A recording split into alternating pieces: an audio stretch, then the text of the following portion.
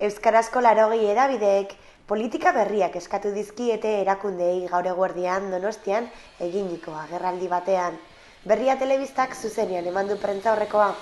Ondoren, hainbat komunikabideren ordezkariekin hitz egiteko parada izan du. Bakarrik ateko bide zaila dugu, orduan ikusi duzuen bezala, entzun duzuen bezala, inderrak Euskal Herriko tokiko, irrati guziek, euskarazko komunikabide guziek diot aldizkaria, prentsa, telebistak, elkarrekin elkartzea eta gaur eskatu ditugun, aldarrikatuko ditugun aferak, irtenbideak lortzeko uste dut beharrezko dugule elkarrekin joatea bai. Elkartzea guztiz beharrezko da.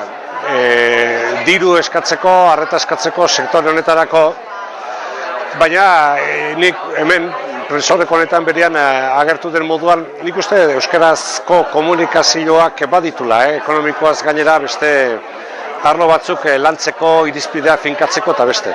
Esan nahi dute, euskarazko komunikazioan ari gara, eta noski euskal jendeari alaxe egin behar dugu, eta gure lan honetan zentratuta egon behar dugu. Gero, erdal jendeari informazioa nola pasa, nola egin, nola izan litekeen hemen Euskal Herri honetan euskara ez dakiten kazetariak naiz, gero erderaz lan egin ez da, eta iruditzen zait hor ere badagoela oraindik euskarazko komunikazioaren terrenoan ekonomikoa ez den beste zer egina eta beste zer aurreratua. Eta gero arlo ekonomikoan, atentzio gehiago behar du, exigente izan behar da, Euskal hedabideok ere exigentzia eduki behar dugu geure buruarekin, hori ere ez da ahaztu behar. Eta gero badira kasuistika batzuk, esate baterako Nafarroko kasuan gertatzen zaigu, han ari garen batzuri, ez da bakarrik diru laguntzak asko edo gutxi hartzia, baizik diru laguntza publiko horiek hartu ahal izateko aurreko baldintza, aurreko premisa oraindik ez dugula betetzen, ez? Diru laguntzen deialdietan sartzeko oraindik ere ez dugulako emititzeko baimena, hori gertatzen zaigu. Orduan, gauza asko dira, baina bada zerbait ahalegina elkartu nahi izatea eta pauso batzuk ematen hastea. Euskarazko komunikabideek ardura asko daukagu euskararen normalkuntza bultzatzeko, eta beraz bakoitza beraldetik jutea baino askoz ez egokiua da danak bildu eta euskararen alde apostu hau egitea. Saiatu behar gea, ez?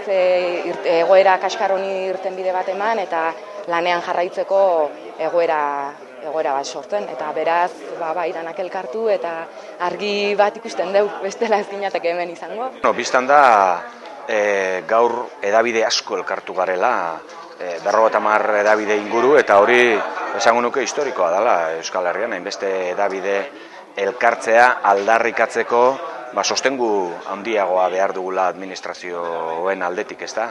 Eta alde horretatik, elkarlanaren bidez, gure ahotsa askoz gehiago entzuten da, eta aldi berean horrek ahalbideratzen digu aurrera begira ere jarraitu ahal izatea sakontzen elkarlan horretan, eta etorkizuneko beste proiektu batzuei ere, beste aurpegi batekin begiratu ahal izatea. Oraingoz kanpaina honetan gaude zentratuak, atara dezagun txukun hau eta gero berokoak.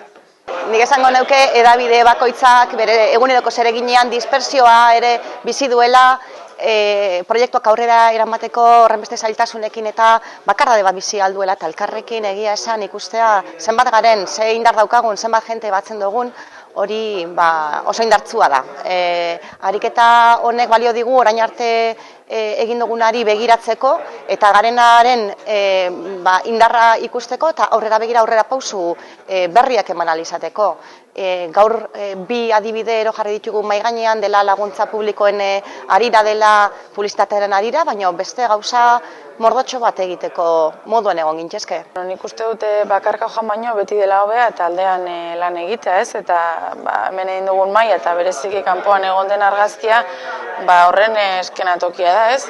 Ikusi dugu bakarka askotan ez digutela jaramon handirik egiten, eta espero dugu taldean lan eginez, askoz handiago izango dela eta harrera ere hobea, ez? Eta hau hasiera bat besterik ez da, zorionez.